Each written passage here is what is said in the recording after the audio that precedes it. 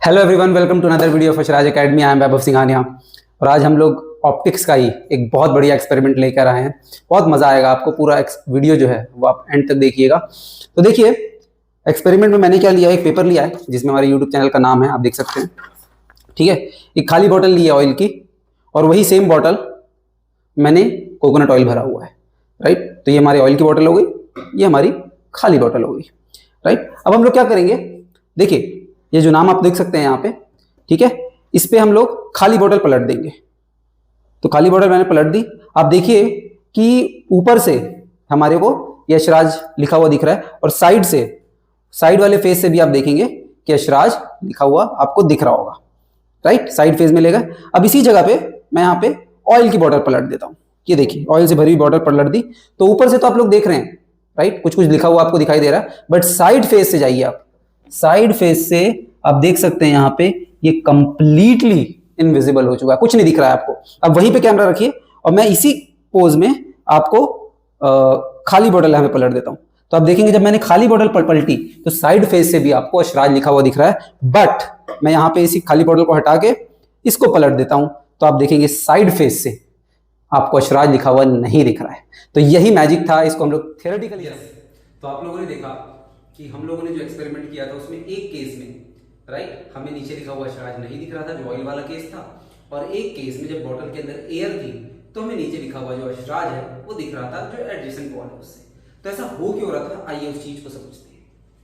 देखिए, जो हमारा पहला केस था, ऐसी कुछ बॉटल थी जिसमें नीचे लिखा हुआ था अशराज, और यहां से आप देख रहे थे, ये आपकी आंख थी, देखिए, और इस बॉटल के अंदर एयर थी। तो एयर से एयर में जा रही है और फिर एयर में जा रही है, तो मीडियम का उतना ज्यादा तो चेंज हो नहीं रहा, राइट। और बस ये थिन वॉल है, जो प्लास्टिक की वॉल है, और आप लोगों को पता है ये थिन स्लैब जैसा बिहेव करेगी, और थिन स्लैब के केस में जो आपका ऑब्जेक्ट है वो शिफ्ट करता है, राइट। तो एक स्लाइड शिफ्टिंग होगी यहां से, but not much of refraction, क्योंकि एयर से एयर एंड अगेन फिर एयर में जा रही है। तो ये अशराज एज इट इज इसकी आंख में पड़ेगा और इसको ये दिख जाएगा एडजेसेंट फेस से, राइट। बेस पे अशराज लिखा हुआ था, इस एडजेसेंट फेस से दिख जाएगा। दूसरे केस में क्या हो रहा था देखते हैं, इसमें ऑयल भरा हुआ है और नीचे क्या लिखा हुआ था, अशराज, हमारे चैनल का नाम।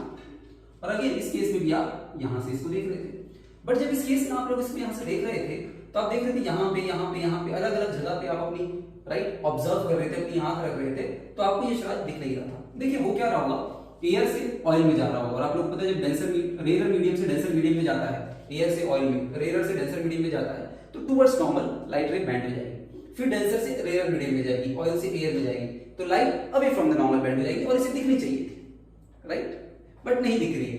क्यों नहीं दिख रही है, क्योंकि जब लाइट डेंसर से रेयर मीडियम में जाती है, राइट, लाइट डेंसर से रेयर मीडियम में जाती है तो रिफ्रैक्शन के अलावा एक और फिनोमिना होता है, which is total internal reflection. और ये कब होता है, जब एंगल ऑफ इंसिडेंस थीटा सी से बड़ा हो। थीटा सी क्या होता है, क्रिटिकल एंगल होता है। यस, जब भी रे मीडियम चेंज करती है तो हर मीडियम चेंज करने के लिए एक क्रिटिकल एंगल डिफाइन होता है। जब डेंसर से रेयर में जाएगी तभी ये फिनोमिना होता है टीआईआर का। अगर इंसिडेंट रे, इसको आई से नोट कर दो, अगर इंसिडेंट एंगल क्रिटिकल एंगल से बड़ा हो जाएगा तो कौन सा फिनोमिना होता है, टीआईआर का फिनोमिना होता है, राइट। थीटा सी इधर, अगर इंसिडेंट एंगल छोटा होगा तो नॉर्मली रिफ्रैक्शन हो जाता है, और अगर incident angle i is greater than theta C तो होता है टीआईआर, और i is less than theta C तो हो जाता है सिंपल सा रिफ्रैक्शन। ठीक है, तो इस केस में देखते हैं कैसे हो रहा होगा। अशराज से रे ऐसे निकल रही होगी, टुवर्ड्स नॉर्मल बेंड हो जा रही होगी, राइट, डेंसर से रेयर से डेंसर मीडियम में जा रही है, और यहां से भी नॉर्मल बनेगा और ये 90 डिग्री हो जाएगा। ये angle, first angle of refraction को मैं R1 बोल देता हूं, और इस वॉल पे पड़ने वाला एंगल ऑफ इंसिडेंस को मैं R2 बोल देता हूं, second angle of refraction R1 R2। इस ट्रायंगल से आप लोग देख सकते हैं R1 प्लस R2 की वैल्यू 90 डिग्री हो जाएगी, right. R1 plus R2 90 degree हो गया। अब मुझे ये चेक करना है कि ये जो रे है जो इस वॉल पे पड़ रही है ये रिफ्रैक्ट होगी कि नहीं, यहां से बाहर निकलेगी कि नहीं, कि इसका टीआईआर हो जाए। तो मैं R2 एंगल की थोड़ी एनालिसिस करता हूं। R2 is 90 degree minus R1, right. तो अगर ये रे यहां से रिफ्रैक्ट होगी, this R2 must be less than theta C, इसको थीटा सी से छोटा होना पड़ेगा ताकि ये बाहर निकल पाए। तो मैं इस R2 को देखता हूं क्या ये थीटा सी से छोटा होगा, तो इसको मैं चेक करने के लिए सबसे छोटा R2 ले लेता हूं, सबसे छोटा R2 मिनिमम। अगर ये R2 मिनिमम थीटा सी से छोटा आ गया, मतलब एक R2 तो ऐसा पॉसिबल है या कुछ R2 ऐसे पॉसिबल हैं जो थीटा सी से छोटे होंगे और वो रे को बाहर निकलना पड़ेगा। और अगर ये R2 मिनिमम थीटा सी से बड़ा आ गया, मतलब कोई भी R2 ऐसा पॉसिबल नहीं है, क्योंकि सबसे छोटा वाला यहाँ पे जो पढ़ने वाला एंगल है सबसे छोटा भी थीटा सी से बड़ा है, मतलब बाकी जो रेस निकल रही होंगी अलग अलग रेस अलग अलग एंगल पे, उनसे जो R2 बन रहा होगा यहाँ पे, राइट, वो तो इनसे भी बड़े होंगे और वो भी थीटा सी से बड़े होंगे। इसका मतलब सारी की सारी रेस TR हो जाएगी, इसीलिए मैं R2 मिनिमम पे डील कर रहा हूँ, which is 90 degree. R2 minimum के लिए R1 को मैक्सिमम करना पड़ेगा, राइट, R1 मैक्सिमम। अब R1 मैक्सिमम पे जाने के लिए मुझे यहाँ पे स्नेल्स लॉ लगाना पड़ेगा।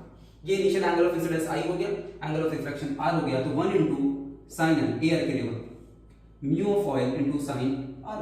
अब R1 को मैक्सिमाइज करना है, ये तो कांस्टेंट है, ये भी कांस्टेंट है, तो I को मैक्सिमाइज करना पड़ेगा। और मैक्सिमम I कितना होता है, I max 90 डिग्री। और 90 डिग्री एंगल ऑफ इंसिडेंस के लिए जो एंगल ऑफ रिफ्रैक्शन बनेगा R1 मैक्स, वो कितना हो जाएगा, थीटा सी।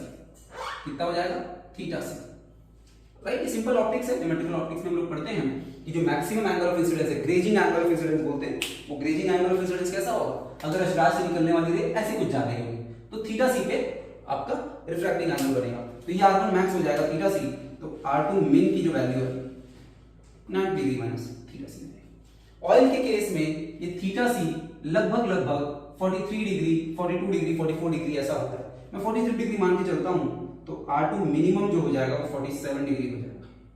इसका मतलब ये है सबसे छोटा वाला भी R2, ये थीटा सी कितना है ऑयल के केस में 43 डिग्री, और सबसे छोटा वाला R2 भी 47 डिग्री है, which is actually greater than theta C. मतलब यहां से निकलने वाली रेज का सबसे छोटा इस बॉल पे पड़ने वाला एंगल ऑफ इंसिडेंस भी थीटा सी से बड़ा है, मतलब जो बाकी रेज होंगी उसका जो R2 यहाँ पे बन रहा होगा वो तो उससे भी ज्यादा होगा। मतलब कोई भी रेज इसको रिफ्रैक्ट करके इधर नहीं जा रही होगी, सारी की सारी रेज का क्या हो जा रहा होगा, TIR हो जा रहा होगा, राइट। कैसे जा रही होगी, ये भी TIR हो जाएगा, ये ऐसे जा रही होगी, इसका भी TIR हो जाएगा। कोई भी रेज इस वॉल को क्रॉस नहीं कर पा रही होगी, इसीलिए अशराज ऑयल वाले केस में हमें दिख नहीं रहा था, राइट। तो यही कंसेप्ट था जो आप लोगों को ध्यान में रखेगा। इसी तरह के इंसाइटफुल और मजेदार वीडियो चाहिए तो देखते रहिए अशराज। Thank you.